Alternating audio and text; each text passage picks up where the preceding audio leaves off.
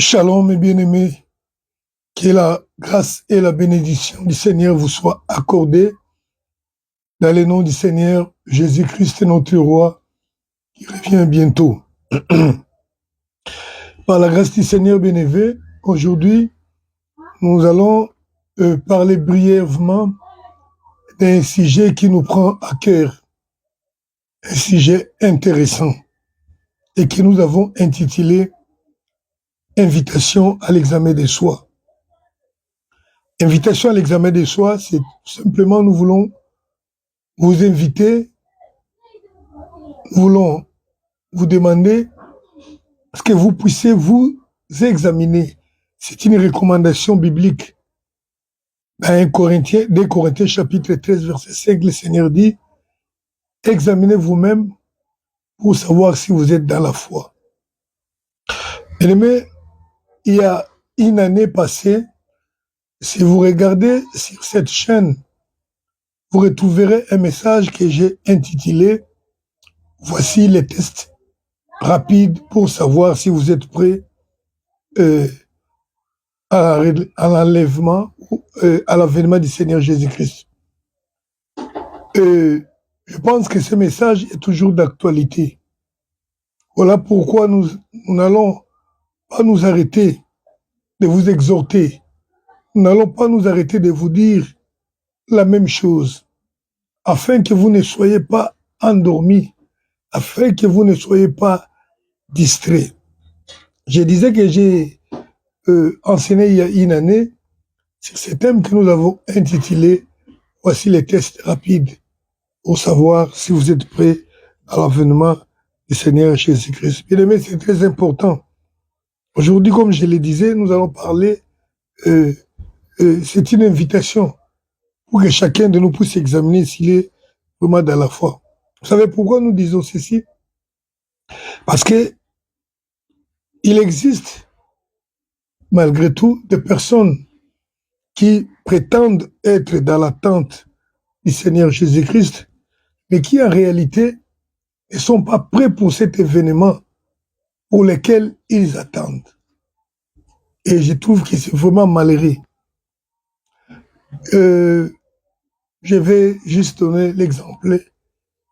Vous avez vu sur cette chaîne, nous avons posté le témoignage d'une dame, de Maman Rose, qui est une musicienne chrétienne, si nous pouvons l'appeler ici, mais dans les termes bibliques, nous dirons tout simplement, c'est une chante de l'Éternel. Et cette dame-là, après avoir chanté un cantique qu'il a intitulé « Jésus revient bientôt », et dans lequel il a donné beaucoup de conseils louables pour nous qui attendons le retour du Seigneur Jésus-Christ. Elle nous demande de nous préparer. Elle a parlé de tout ce dont nous savons que lorsque nous sommes dans l'attente du Seigneur Jésus-Christ, nous devons nous préparer à ceci ou à cela. Il a parlé de l'habillement, il a parlé de beaucoup de choses. Mais, malheureusement ou heureusement pour lui, le Seigneur, l'ayant trouvé dans cet état-là, s'est manifesté en lui. Le Seigneur lui a dit, tu as bien chanté plutôt les cantiques, mais tu n'es pas prête pour que je te prenne au jour de mon avènement. La sœur était étonnée. Elle qui se croyait est prête. Elle qui chantait, qui disait aux autres, préparez-vous, bientôt le Seigneur arrive. Mais le Seigneur lui dit, tu n'es pas prête pour être enlevée si je venais aujourd'hui. Et comme toute personne normale, elle a voulu savoir quelle était la raison. Le Seigneur lui dit, le Seigneur lui a montré. Bien aimé, je vous exhorte à suivre ces témoignages sur cette chaîne, les témoignages de Maman Rose, chanteur de l'Éternel. Écrivez comme ça, vous allez les voir. Alors, le Seigneur lui dit, à cause des faux cheveux, des faux ongles, donc du maquillage, de tout ce que tu as fait, que tu fais avec ton corps là, ne me plaît pas. Tu es en train de m'insulter en faisant ainsi, en traitant ton corps de cette façon, tu es en train de m'insulter. Et à cause de cela, tu n'es pas digne d'être enlevé, tu n'es pas digne d'entrer dans le royaume des cieux. Et la sœur était choquée, mais heureusement pour lui, elle a compris et elle a changé. Et il n'y a pas longtemps, pas plus qu'hier, une sœur est venue me voir. Elle me dit, elle était en prière. Elle a demandé Dieu. Elle voulait que Dieu lui montre s'il y a quelque chose qui manque dans lui, s'il y a quelque chose qui pourrait la retenir au jour de l'avènement du Seigneur, pour qu'elle ne parte pas avec le Seigneur. Et le Seigneur lui a montré une des raisons qu'elle ignorait. Elle est venue me voir afin que nous puissions prier pour elle. Je connais une autre dame à qui le Seigneur a dit, le Seigneur lui a dit que faites attention, tu risques de me servir et à la fin, je te laisse. Moi, je pense que lorsque le Seigneur vient à toi pour te dire de telles choses, le plus important, c'est de demander au Seigneur, qu'est-ce qui manque? Que veux-tu que je fasse? Alléluia. C'est la question que toute personne doit se poser lorsqu'il rencontre le Seigneur ou lorsque le Seigneur lui dit quelque chose de pareil. C'était la question que Paul, à l'épaule Saul de Tarse, a dit au Seigneur. Lorsque le Seigneur l'a rencontré, il a dit, Seigneur, que veux-tu que je fasse? Le Seigneur lui a montré le chemin, il a dit, va vers une telle personne et voilà ce que tu as fait. Je vais encore aller loin. Je vous invite à lire dans les témoignages de cette sœur dont j'ai parlé ici, que nous avons placé sur notre chaîne, que nous vous demandons de partager à beaucoup de gens. La sœur, après avoir été interpellée par le Seigneur, elle a pris du temps pour aller encore prier, pour demander le Seigneur. Tu m'as parlé, j'ai écouté. Mais j'aimerais que tu me dises encore, que tu me montres, qu'il y a quelque chose qui peut me retenir pour que je puisse rater ton avènement. Et le Seigneur lui a montré, et elle est partie en prière.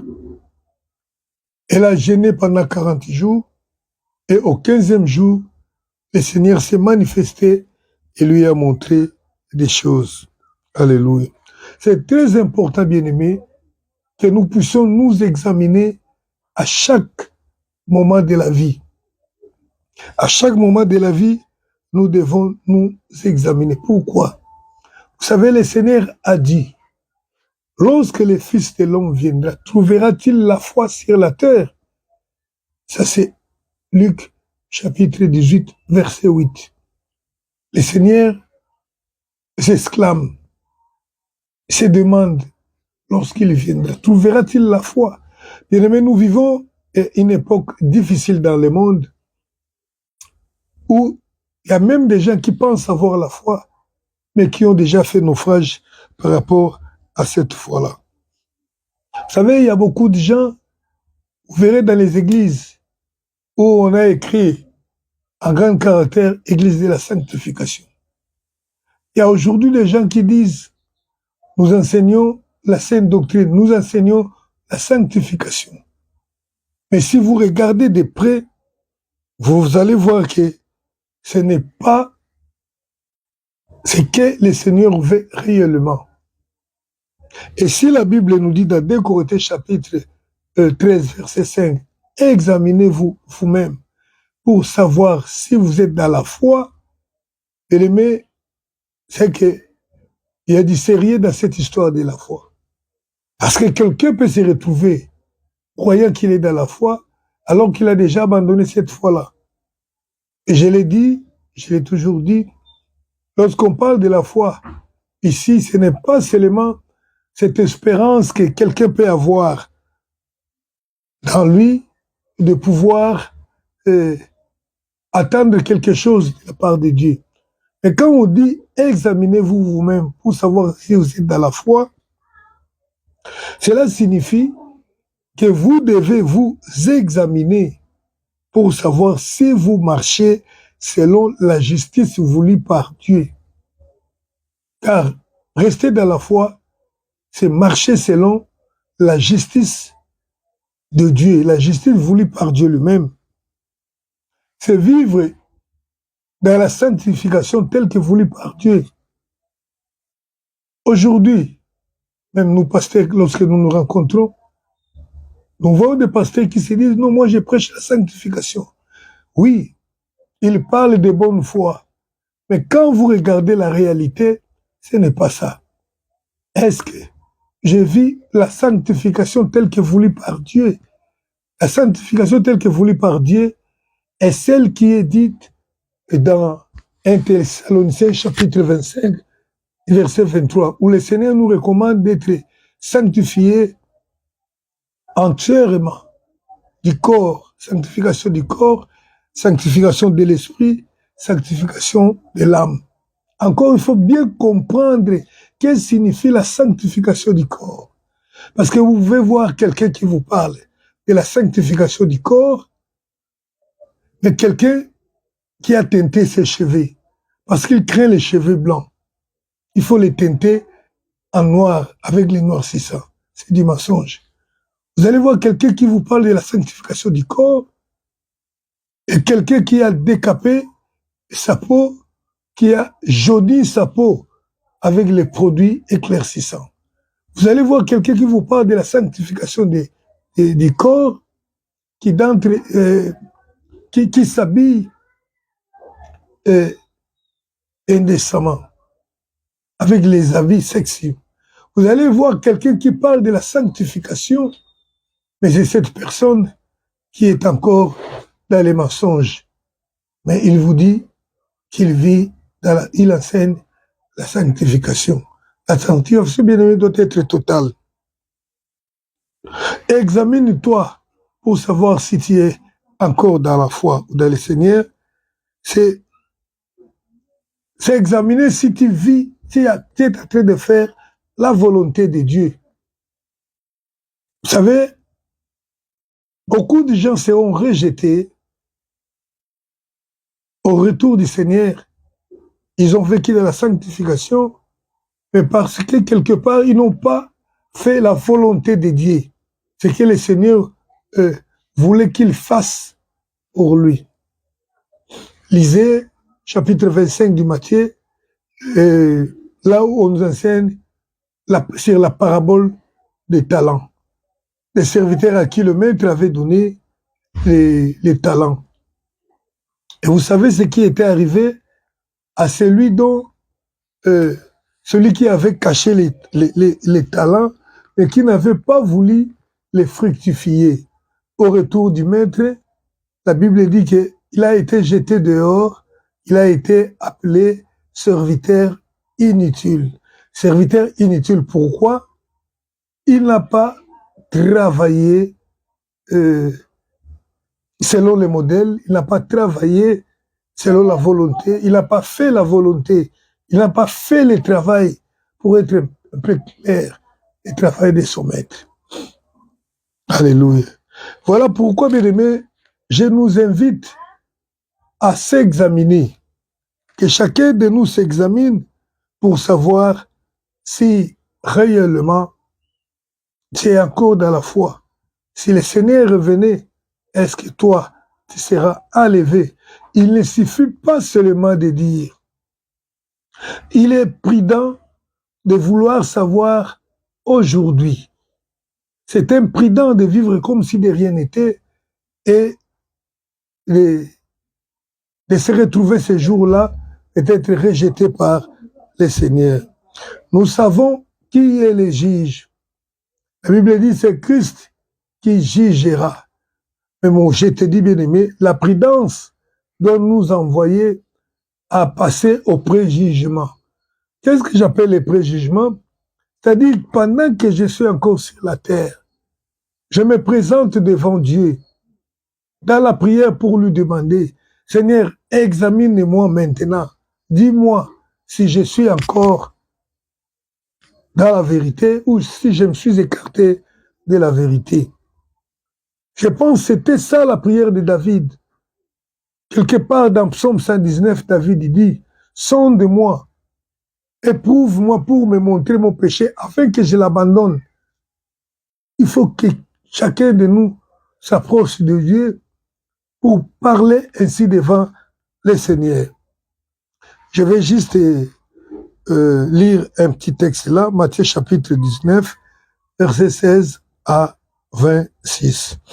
Matthieu 19, chapitre 19, verset 16 à 26. Je lis au nom du Seigneur Jésus-Christ.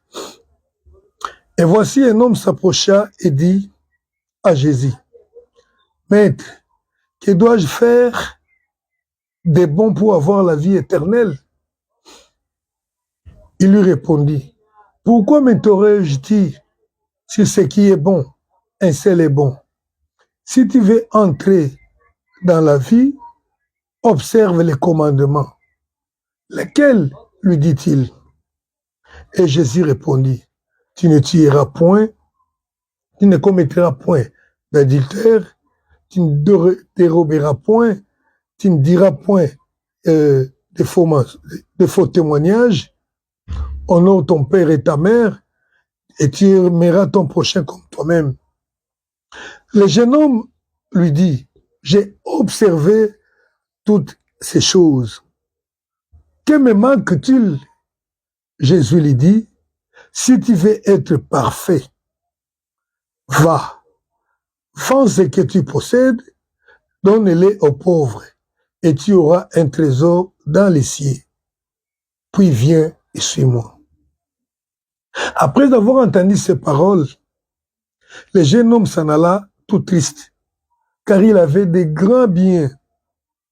Jésus dit à ses disciples, je vous le dis en vérité, un riche entrera difficilement dans le royaume des cieux. Je vous le dis encore, il est plus facile à un chameau de passer par le trou d'une aiguille qu'à un riche d'entrer dans le royaume de Dieu. Les disciples, ayant entendu cela, furent très étonnés. Très étonnés, et dirent, qui peut donc être sauvé? Jésus les regarda et leur dit, aux hommes c'est impossible, mais à Dieu tout est possible. Alléluia. Aux hommes cela paraît impossible, mais à Dieu tout est possible. Bien-aimé, cette question est venue du Seigneur, et plutôt Jésus est en train de parler du témoignage de cet homme qui est venu vers Christ pour demander. Il est venu se faire examiner. C'est auprès du médecin bien-aimé qu'on peut se faire examiner, se faire diagnostiquer. Ce frère est venu pour demander au Seigneur, que dois-je faire? Le Seigneur lui a dit, tu connais les commandements de Dieu. Il dit, oui, je les fais. Ce qui est aussi important ici, c'est que le Seigneur ne lui a pas dit, non, tu mens, tu ne dis pas la vérité, tu n'obéis pas à certaines choses. Le Seigneur dit, oui, c'est bon, mais il te manque en quelque chose. Alléluia. Ce monsieur-là, il a demandé, qu'est-ce qui me manque encore? Ça c'est verset 20. Le jeune homme lui dit, j'ai observé toutes ces choses, que me manque-t-il encore? Alléluia. C'est un homme qui voulait être sire. Une personne qui veut être sire pour son salut, pour l'avènement du Seigneur, doit se poser cette question, ou doit venir auprès du Seigneur pour lui poser cette question. Seigneur, que me manque-t-il encore? Et le Seigneur l'ayant regardé a dit au Messie, à toi, il te manque encore quelque chose. Va vendre tout ce que tu as, tous tes biens que tu as, donne-les aux pauvres et toi tu reviens pour me suivre. Alléluia. Et cela était un scandale pour le Messie. Vendre ses affaires et venir donner l'argent aux pauvres. Et je ne veux pas entrer dans la profondeur pour parler de cet homme-là. Mais je voudrais te dire, pour cet homme, si c'était la richesse qui pouvait l'empêcher d'entrer dans le royaume de Dieu, mais pour toi, il y a aussi quelque chose. Il se peut que tu fais déjà beaucoup de choses bien. Tu obéis à beaucoup de choses. Et il y a une seule chose qui peut faire que tu rates l'enlèvement. Les choses que les gens minimisent. Aujourd'hui, les gens estiment que parce qu'ils accomplissent les miracles, parce qu'ils prophétisent, et ils ont les faux cheveux sur la tête, le Seigneur les a acceptés, ils entreront dans les cieux. C'est la question que me posent beaucoup de gens. Et quelqu'un me l'a dit ici, il a suivi un enseignement sur YouTube, il me dit, mais comment tu peux dire ça, une personne qui prophétise des choses vraies, comment tu dis que parce qu'il porte les faux cheveux, il va aller en enfer? Bien aimé, malheureusement, c'est ça la vérité. Parce que le Seigneur dit que beaucoup diront, nous avons prophétisé, nous avons fait des miracles à ton nom. Le Seigneur est prêt à te donner lui-même les miracles. Mais avec les miracles-là, si tu n'obéis pas à sa volonté, tu iras avec en enfer. C'est vraiment inquiétant. Je nous invite, je parle aussi de moi-même, à aller auprès du Seigneur pour demander au Seigneur, Seigneur, qu'est-ce qu'il me manque encore? Qu'est-ce qui me manque encore? Comme cet homme a dit, j'obéis déjà. Peut-être bien aimé pour toi, ça peut être ton habillement. Parce que dans beaucoup de choses, nous sommes ignorants. Nous sommes tellement piégés par l'ennemi qu'il est difficile de comprendre tous ces pièges-là. Si ce n'est le Seigneur qui peut nous révéler, et nous révèle si nous venons à lui par la prière, s'il voit que nous avons vraiment besoin de ça. Vous voyez le témoignage de cette dame qui dit, après avoir été dépouillé, il s'est dépouillé, il a abandonné les bijoux, les ports des bijoux, il a abandonné l'habillement, mon nez, mais le Seigneur lui montre que il y avait quelque chose qui les réclamait. Les démons les réclamaient. Il a parlé d'une déesse qui les réclamait. Pourquoi? Parce que il s'habillait, il portait sur son corps les vêtements qui avaient leur marque. Vous savez que l'ennemi a plusieurs marques. C'est pourquoi dans la plupart des grands stylistes ont pactisé avec le diable. C'est pourquoi leur marque représente le diable. Et le Seigneur a fait voir à cette dame-là que quand vous portez ces choses-là, les marques, les grandes marques-là, il a cité, je ne veux pas citer tout, c'est-à-dire, vous acceptez l'appartenance à eux. Vous êtes en train de les servir. Alléluia. Pour ne pas aller trop en profondeur, je vous dis tout simplement, imaginez-vous, vous connaissez très bien que telle griffe, le propriétaire de telle griffe est homosexuel.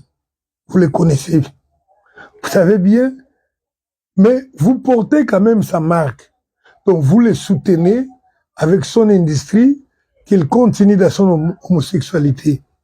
La réalité, c'est quoi? Cette marque-là a été identifiée au diable comme lui appartenant. En les faisant, vous les portez également. Il y a beaucoup de choses, bien aimées. Je parle encore. Peut-être que dans la prière, le Seigneur va te parler de ton travail. Peut-être ton travail là. C'est pas un travail qui honore Dieu, mais tu le fais. Si tu veux demander Dieu, il peut te dire, peut-être, c'est ton mariage. Vous savez, la femme qui avait rencontré Christ, la femme samaritaine, qui est devenue célèbre par l'acte qu'il a posé, à qui Christ avait dit, appelle ton mari. Christ avait dit, appelle ton mari. Et la femme a dit, j'ai pas de mari. Christ a dit, tu as dit vrai. Mais il y a des gens qui vivent dans ce qui semble être le mariage, mais qui ne le sont pas devant Dieu. Donc chacun de nous doit examiner son mariage. Est-ce que c'est un mariage conforme? Je me suis marié conformément à la parole de Dieu. Examine-toi dans la prière. Parce qu'il y a des gens qui ont épousé des répudiés. Une femme qui a été répudiée à cause de son acte adultère, mais toi tu l'as épousée. La Bible dit celui qui épouse une telle femme commet l'adultère. Et comment penses-tu être sauvé si tu vis dans cet état-là, dans cet état-là? Chacun de nous doit s'examiner sans parti pris, car c'est pour ton intérêt, c'est pour ton propre salut. Il se pourrait que pour toi, le Seigneur te révèle que tu as les dettes des gens. Bien-aimé, imagine-toi que dans ta folie de t'endetter, tu as la dette d'un sataniste. À cause de cela, si le Seigneur te prend au jour de l'enlèvement, ça sera comme si le Seigneur t'a fait fuir avec la dette d'une autre personne qui va payer cette dette-là. Peut-être ton problème, ça peut être une certaine confession que tu n'as pas encore fait. Parce que la confession, ça existe. Il y a des confessions qui doivent être faites auprès de la personne. Il y a des confessions qui doivent être faites directement à Dieu. Oui. Quelqu'un à qui vous avez comme éditeur et qui vit les conséquences, il ne se rend même pas compte que c'est toi qui es l'auteur de son problème-là. Et tu veux être sauvé. Je nous invite à l'examen de soi pour savoir si vous êtes encore dans la foi. Si le Christ va vous prendre. C'est très important. Dans l'autre enseignement, il y a une année, j'ai dit, les tests rapides. C'est que d'abord, celui qui attend Christ vit avec le désir que Christ revienne maintenant là. Celui qui attend Christ se sanctifie. C'est dans ce cadre de la sanctification, la Bible dit, ceux qui ont l'espérance à lui se sanctifient. C'est dans le cadre de cette sanctification qui doit t'amener à prendre ton temps dans la prière pour demander à Dieu, qu'est-ce qui me manque encore comme cet homme? Cet homme a bien posé la question de ce qui lui manquait, mais il a fui parce qu'il trouvait que c'était trop grand pour lui. Et toi, qu'est-ce qui te manque encore? Il n'y a rien. Le Seigneur nous donne cette occasion. Voilà le message que le Seigneur a voulu que nous partagions avec vous. Je vous recommande, bien-aimés, si vous avez de l'amour pour vos amis, pour les prochains, partagez des messages pareils. Vous ne partagez pas, vous êtes égoïste. Peut-être que vous serez jugé pour cet égoïsme, parce que le Seigneur dit, le Seigneur nous demande de pouvoir partager, et surtout, la bonne nouvelle, il faut partager. Que le Seigneur nous bénisse, qu'il vous bénisse dans l'attente de son avènement, que je pressens que c'est vraiment pour très bientôt.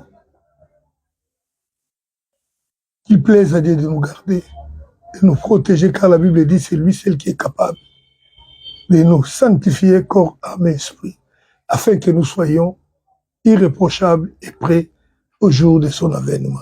Qu'il la soit ici pour nous, pour vous, tous qui suivez cette vidéo, dans le nom du Seigneur Jésus-Christ. Ainsi, je prie et je dis Amen.